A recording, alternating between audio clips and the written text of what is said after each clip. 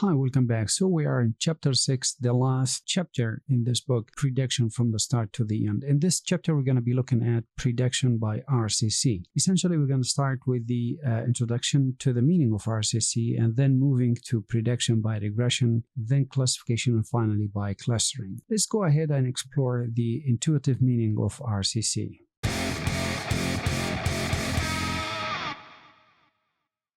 So far, we have established, based on the following map, the entire empire on the meaning of artificial intelligence, machine learning, or prediction in principle. And we know now the data that we have actually acquired from our analytical model, it helps us from here to start to identify the directionality of our task, in particular, either to make prediction for some sort of a labeled data or supervised or unlabeled or unsupervised. We have seen actually in the case of a supervised data doing prediction based on a probability framework. Now, if we are trying to predict labeled data, it happens to have a continuous kind of variable. This is where we need to use what's called a regression approach. This regression could have many different types. Maybe it could be linear, could be multilinear, maybe nonlinear, etc., etc. Now, if it happens to be a discrete kind of variable, this is where we're going to be using or relying on the framework of classification. Finally, we're going to move to a clustering. So the idea of RCC comes from regression,